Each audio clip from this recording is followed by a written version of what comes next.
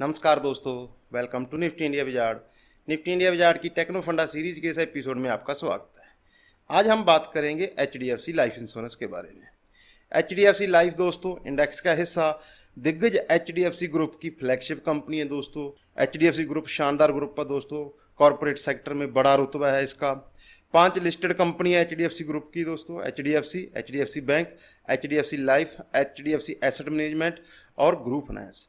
सिर्फ 5 लिस्टेड कंपनियां दोस्तों। लास्ट ईयर टाटा ग्रुप की 27 लिस्टेड कंपनियों से इसकी मार्केट कैप ज़्यादा हो गई थी। सबसे बड़ा एक समय हमारे देश का ये कॉरपोरेट ग्रुप बन गया था। तो इसकी कंपनियां हमेशा प्रीमियम वैल्यूएशन पे ट्रेड करती हैं, जिसकी वजह से एचडीएफसी लाइफ भी हमेशा प्रीमियम वैल्यूएशन पे ट्रेड करता है। 100 के पी मल्टीपल पे अभी करंटली ये ट्रेड करा। मार्केट्स में बहुत से एक्सपर्ट ये मानते हैं कि एचडीएफसी लाइफ एक ओवर वैल्यूड स्टॉक है, क्योंकि ये 100 के पी मल्टीपल पे काम करता है। तो 100 के पी मल्टीपल पे काम करने वाला स्टॉक क्या फंडामेंटली तो ओवरबॉट मानते हैं, टेक्निकली भी ओवरबॉट है दोस्तों? ये नहीं दोस्तों, ये शेयर टेक्निकली ओवरबॉट बिल्कुल नहीं है। जो प्राइस इसकी आज है वही इस साल इसकी 1 जनवरी को प्राइस थी। तो लगातार 7 महीने से ये कंसोलिडेट कर रहा है। इस कंसोलिडेशन का बेनिफिट स्टॉक्स को क्या मिलेगा, इस पे भी हम इस सीरीज में इस एपिसोड में चर्चा करेंगे। जो दर्शक नए जुड़े हैं उनको बता दें, इस सीरीज में हम लोग स्टॉक्स को टेक्निकली और फंडामेंटली दोनों एस्पेक्ट पे एनालाइज करते हैं।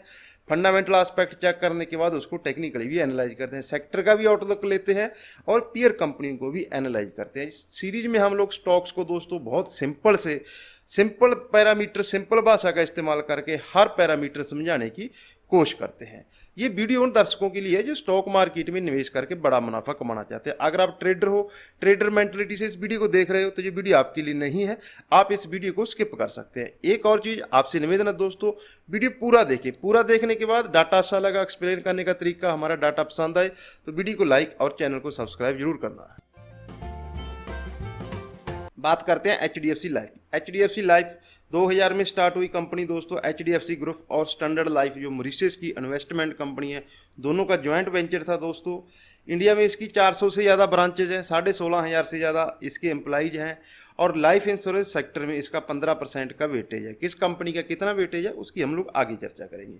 एचडीएफसी लाइफ दोस्तों 1,40,000 करोड़ की मार्केट कैप के साथ इंडेक्स की कंपनी है।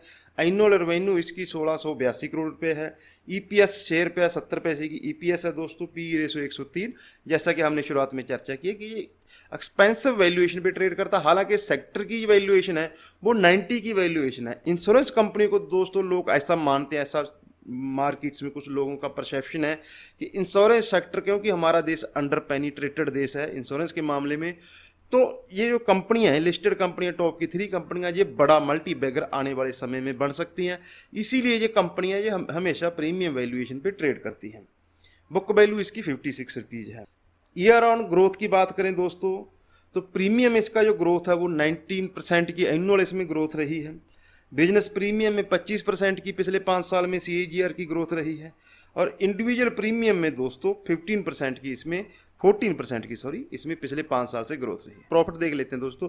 प्रॉफिट में भी ये 11% के सीएजीआर से ग्रोथ करा। लास्ट ईयर इसने FY21 में 1360 रुपये का प्रॉफिट किया। इसकी जो सब्सिडरी है दोस्तों एचडीएफसी पेंशन, एचडीएफसी पेंशन भी बहुत तेजी से ग्रो कर रही है दोस्तों। बहुत कम लोग मार्केट में ये चीज़ जानते हैं। 2004 के बाद जो देश में 40 लाख से ज़्यादा एम्प्लॉई हैं जो 2004 के बाद भर्ती हुए हैं, वो एनपीएस के अंडर भर्ती हुए हैं। एनपीएस के अंडर जो भी अपना रिजाइन करेगा, अपनी सेवा समाप्ति करेगा, तो उसका जितना भी रिटायरमेंट का पैसा है वो एचडीएफसी लाइफ, आईसीआईसीआई पोटेंशियल और बजाज एलआईसी, 3 बड़ी फर्मों में से किसी एक फर्म को चूज करना पड़ता है। तो उस चीज़ का ये सबसे बड़ा बेनिफिशियरी है दोस्तों एनपीएस का, नेशनल पेंशन सिस्टम का। जो सबसे बड़ा फायदा जिसको होगा वो होगा एचडीएफसी पेंशन को, जो कि एचडीएफसी लाइफ की सब्सिडरी है।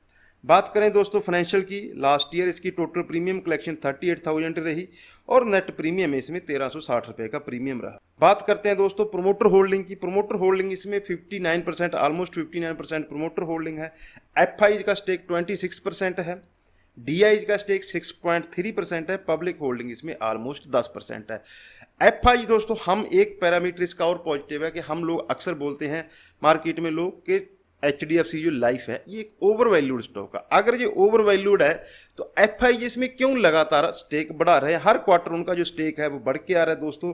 पिछले 6 क्वार्टर में लगातार उनका स्टेक बढ़ के आ रहा है। 19.9 से स्टार्ट हुआ, हर क्वार्टर उनका स्टेक बढ़ के आ रहा है। लास्ट ईयर दिसंबर क्वार्टर में उनका जो स्टेक था वो ऑलमोस्ट 25% था, और इस मार्च क्वार्टर जो हमारा FY21 एंड हुआ तो उसमें इनका जो स्टेक था वो 26% है। तो FIG का भरोसा लगातार कंपनी पे बना हुआ है दोस्तों।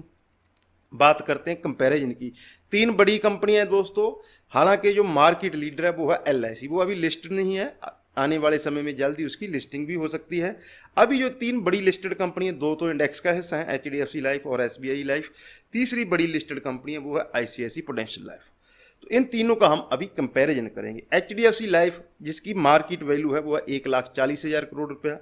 पी रेशो 103 का इंडस्ट्री में सबसे ज़्यादा, क्योंकि इसका दोस्तों ग्रुप जो पेरेंट ग्रुप है वो HDFC ग्रुप है। तो HDFC ग्रुप को भी आप प्रीमियम देते हो, उस ब्रांड का एक वैल्यू है, उस ब्रांड की वैल्यू इसीलिए इसकी जो पी रेशो है वो 103 रुपये है। सेल जिसने 1680 करोड़ रुपए की लास्ट ईयर सेल की, 1360 रुपये का प्रॉफिट किया। SBI लाइफ की बात करें, 1,05,000 करोड़ रुपए की कंपनी है, मार्केट कैप है, 73 का पी है, 1940 रुपये की सेल्स की लास्ट ईयर इसने, और 1422 करोड़ रुपए का इसने लास्ट ईयर प्रॉफिट किया। ICICI प्रूडेंशियल लगभग 90,000 करोड़ रुपए की कंपनी है, 93 के पी मल्टीपल पे काम कर रही है। लास्ट ईयर इसकी सेल्स थी वो थी 2,755 रुपीज़, और प्रॉफिट था 956 करोड़ का लास्ट ईयर इसने प्रॉफिट किया। तो ये तीनों जो बड़ी कंपनियां थी दोस्तों, हमने इनका कंपेरिजन किया। अब बात करते हैं दोस्तों इंश्योरेंस सेक्टर की। जैसा कि हमने बात किया कि ज़्यादातर लोग ये मानते हैं कि हमारा देश अंडर पेनिट्रेटेड देश है दोस्तों इंश्योरेंस की अगर बात की जाए, लेकिन अंडर पेनिट्रेटेड तो हम हर सेक्टर में, ऑलमोस्ट हर सेक्टर में है। कार जो हमारे देश में 1000 लोगों के पीछे 20 कार है, तो कार के मामले में हम अंडर पेनिट्रेटेड है।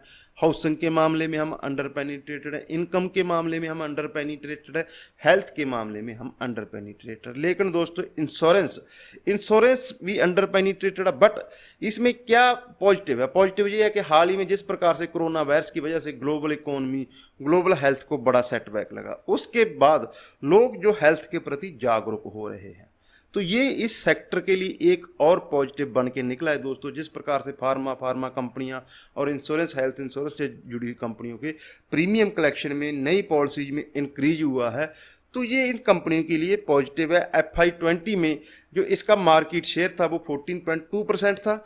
अब ये FY21 में HDFC लाइफ का जो मार्केट शेयर बढ़ के 15.2% हो गया। ऑलमोस्ट 130 बेसिस पॉइंट की इसके मार्केट शेयर में वृद्धि हुई है। जैसा कि हमने चर्चा की, इंश्योरेंस सेक्टर का जो लीडर है वो LIC, लगभग 52% का मार्केट शेयर है दोस्तों। उसके बाद दूसरा नंबर पे आता है HDFC लाइफ, 15.2% का मार्केट शेयर है। तीसरे नंबर पे आता है SBI लाइफ, वो उसका मार्केट शेयर है 9.2%, ICICI प्रूडेंशियल का 6.5%। बाकी जो इंश्योरेंस कंपनियां हैं उनका जो मार्केट शेयर है वो है 17%। इंश्योरेंस सेक्टर में दोस्तों हमारे देश में टोटल 57 कंपनीज हैं, जिसमें से 24 कंपनी है जो लाइफ इंश्योरेंस सेक्टर से जुड़ी है, 34 कंपनी है जो वो नॉन लाइफ इंश्योरेंस सेक्टर से जुड़ी हुई कंपनियां हैं। अब हमने HDFC लाइफ का दोस्तों फंडामेंटल चेक ले लिया, इसका सेक्टर का चेक ले लिया और इसका पीयर कंपैरिजन कर दिया। अब आते हैं टेक्निकल पे। टेक्निकल में स्टॉक जो इस साल जनवरी में जो इसकी प्राइस थी वही अभी जुलाई मंथ में इसकी प्राइस चल रही है, तो 7 महीने से इसमें टाइम वाइज करेक्शन हुआ है। HDFC लाइफ दोस्तों 17 नवंबर 2017 को लिस्ट हुआ, 290 की इसकी इशू प्राइस थी, उसके मुकाबले ये 310 पे इशू हुआ, 7% के प्रीमियम पे इशू हुआ था, लिस्ट हुआ था। 746 का इसने इसी साल हाई लगाया है दोस्तों। ब्रेकआउट देने के बाद ये 660 730 की जोन में कंसोलिडेट कर रहा है, और ऊपर ये 740 750 की रेंज में लगातार ये रजिस्टेंस ले रहा है। तो मंथली चार्ट्स अगर हम देखें तो इसमें जो रेंज है हमारी, इसी साल इसने हाई लगाया जनवरी में, रेंज आपको साफ दिखाई दे रही है दोस्तों। नीचे 630 650 सपोर्ट जोन है, और ऊपर रजिस्टेंस है 720 740 की जोन में ये लगातार रजिस्टेंस ले रहा है। लेकिन दोस्तों इस कंसोलिडेशन का जो 7 महीने से एक ही रेंज में स्टॉक ट्रेड कर रहा है, इस कंसोलिडेशन का स्टॉक को बेनिफिट क्या हुआ है? बेनिफिट हुआ है दोस्तों इसकी वीकली RSI को। बहुत से लोग हमें इस वीडियो को पहली बार देख रहे होंगे, ज़्यादातर दर्शक हैं जो हमें कंटिन्यूस वॉच करते हैं। हमारी वीडियो जो हमारी टेक्नो फंडा सीरीज है, इसमें हम दो पैरामीटर को हमेशा यूज करते हैं। एक तो है बाई ऑन डिप। हम कभी भी किसी भी स्टॉक को ओवरबॉट जोन में को एनालाइज नहीं करते हैं। स्टॉक मार्केट की खासियत है, टेंडेंसी है दोस्तों, ये हमेशा स्ट्रेट लाइन में नहीं चलता। या तो इसमें प्राइस वाइज करेक्शन मिलेंगे या टाइम वाइज करेक्शन मिलेंगे। टाइम वाइज करेक्शन की परफेक्ट एग्जांपल है दोस्तों एचडीएफसी लाइफ, पिछले 6 महीने से कंसोलिडेट कर रहा है। इसका जो फायदा था वो मिला है इसको वीकली आरएसआई पे। आरएसआई इसकी जनवरी में जो ओवरबॉट जोन में थी 71 72 की जोन में, एक्सट्रीम ओवरबॉट जोन में थी। 6 महीने की कंसोलिडेशन के बाद जो एचडीएफसी लाइफ की जो आरएसआई है वो एकदम न्यूट्रल जोन 50 की जोन में आ रखी है। तो ये परफेक्ट टाइम है दोस्तों जिसको आपको इंश्योरेंस सेक्टर में निवेश करना है। ऐसे समय होते हैं दोस्तों निवेश करने के लिए, क्योंकि अच्छा समय अच्छा प्राइस हमेशा एक साथ नहीं आती।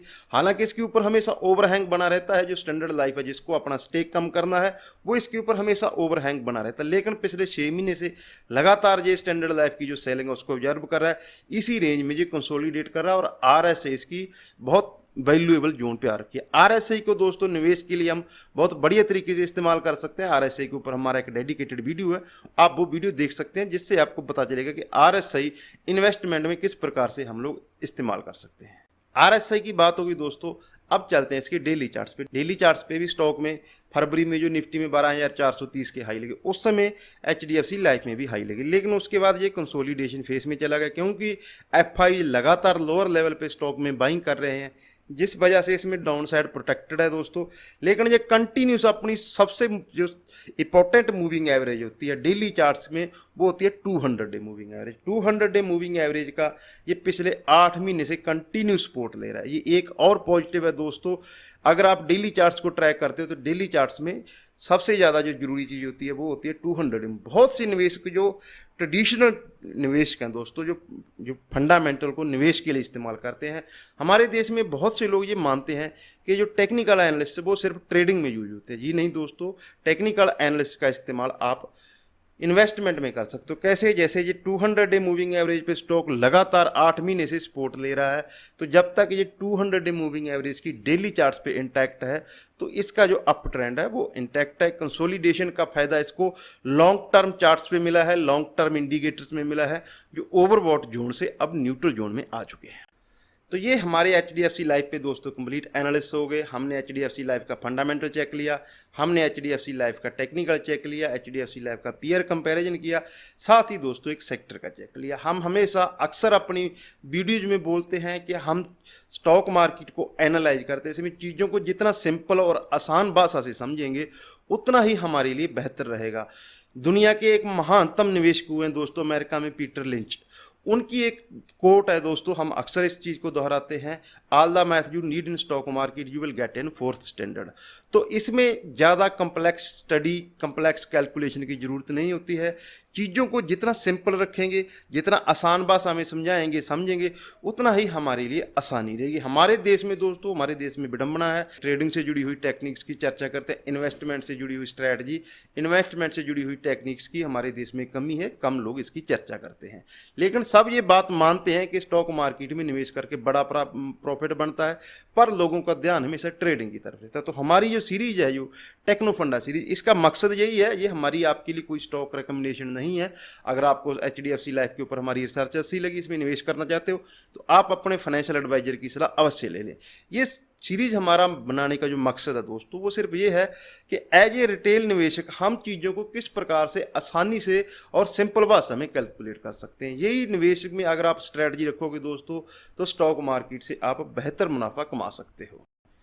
तो मैं उम्मीद करता हूं दोस्तों एचडीएफसी लाइफ के ऊपर जो हमारी रिसर्च थी, हमारे एनालिस्ट थे, हमारा डाटा था, हमारा एक्सप्लेन करने का तरीका था, वो आपको अच्छा लगा होगा। अच्छा लगा दोस्तों, वीडियो को लाइक करें, चैनल को सब्सक्राइब करें, साथ ही बेल आइकॉन का बटन दबाएं ताकि निफ्टी इंडिया विजार्ड की तरफ से जब भी अगली टेक्नो फंडा सीरीज का एपिसोड रिलीज हो तो उसका नोटिफिकेशन आपको सबसे पहले मिल सके। आपके दिमाग में कौन सा शेयर है जिसको आप चाहते हो कि निफ्टी इंडिया विजार्ड अगला टेक्नो फंडा सीरीज का एपिसोड करे, तो आप हमें कमेंट सेक्शन में कमेंट करके बता सकते हो।